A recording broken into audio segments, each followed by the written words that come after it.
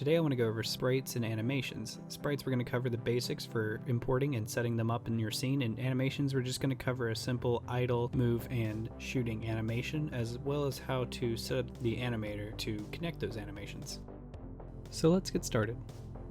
Open up Unity. I'm using Unity 2019.3, but most versions should work.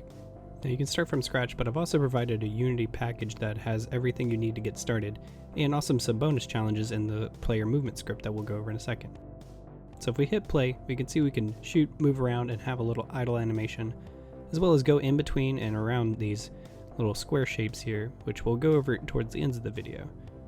And we have a simple setup in our hierarchy over here. Now there's something a little funky about the tree, but we'll get to a way to fix this, or alternatives to this in a later video.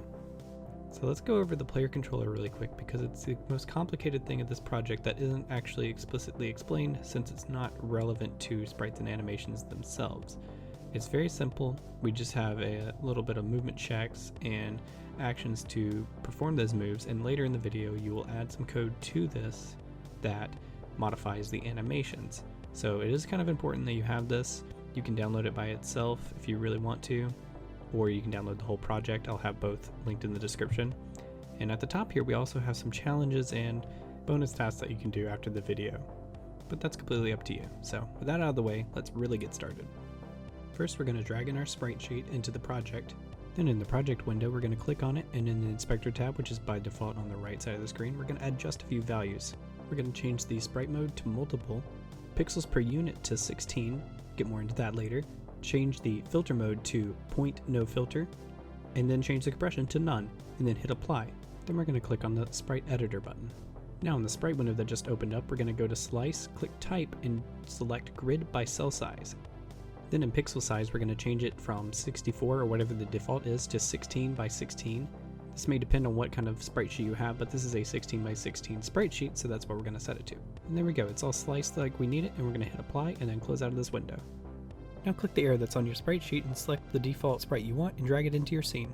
Rename it to something like player, reset the transform, then hit id component and then search for player controller. If you download the project, it'll automatically apply the rigid body and box collider to your game object. If you click play, you should now be able to run around and jump. So now it's time to add animations to our character. We're going to need the animation window and the animator window. If you don't have these, you can go to window and then animation, and they can both be found here. Now, with our player game object selected, in the animation window, hit create, and then I recommend creating an animation folder for all your animations. We'll start with the player idle animation. After hitting save, if we go back to our project, we'll see that it has created a controller in the animation file itself. Now go back to your sprite sheet and find the sprites that you want to use in your animation. We're going to drag these into the animation tab, and now we have our first animation. Now drag your cursor until you have selected all of your keyframes, and then just drag and stretch it out to a little bit longer so it's not super quick and jarring. I also recommend to add a copy of the first sprite to the very end of your animation, because otherwise your last animation sprite won't be called until the very last frame, and by then it'll be swapped back to the original frame super quickly, and it looks very jarring. And then we just repeat that same process for all of the different animations that we want to create.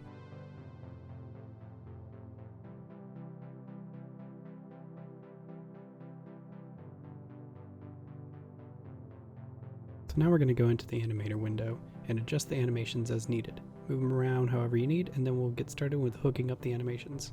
Set default animation to idle, then make a transition to player moving, and then make a transition back to player idle.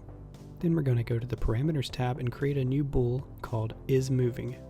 Next we're going to click on each animation and make sure it has no exit time, and also that the condition points it in the correct direction. You might also need to move around your animations just to make it more comfortable to edit the transitions and whatnot. Then we're going to create a new parameter called shooting. It's going to be a trigger, and a trigger is kind of like a bool, except once it's flagged as true, it's immediately flagged as false. Now from the any state, which we'll be able to take from moving or idle, we're going to make a transition to shoot, and we're going to use the new shooting trigger as the condition. Now we're going to create transitions back to our moving and idle, which, by the way, I totally forgot to set the conditions in these. You can set them if you want. It'll typically just go to idle, and then it'll sort it out from there.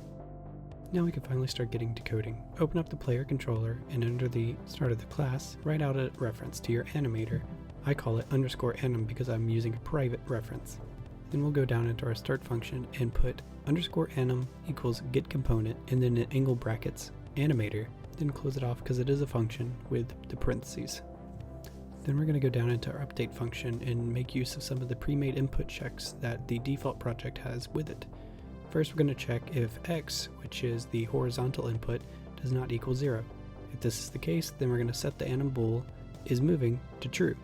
And if it does equal 0, then the player is not moving, so we'll set is moving to false. And then we're going to take in a key input or button input. I use Fire 1 since it's part of the default inputs, but you can use anything such as get mouse button down 0, which is the left mouse button. And on anim we'll set trigger shooting. You don't have to set it to true or false since it does it automatically. And there we go. Just like at the example at the beginning of the video, we can stand idle, move around, or shoot, and we have unique animations for each of those actions. Now for a bunch of little details about sprites. If you open up your game object in the inspector, you can see your sprite render component. If you click on the little button on the right side of the sprite section, you can pick any sprite from any of your sprites that are currently in your project folder. You can also change your color of your sprite. However, this isn't a overlay color, it's just a tint on your color. So brighter colors such as white or this magenta color will more closely change to whatever color you pick. However, darker colors won't change as much. You can also flip the sprites on the X or Y axis. You can change mask interaction, which is a topic for another day. And the other only important thing here is really the order and layer, which allows you to push sprites in front of or behind, which is why the player can move behind one of these squares but stays in front of the other. And that's all I got today. Thank you so much for watching. I really hope you find some of this useful. I hope you find all of it useful, and if you complete any of the challenges or do anything with this, please share it with me on Twitter at hip2be_square. I'd love to see all your work. And with that, we'll wrap up the video. Thank you so much for watching. Have a great day.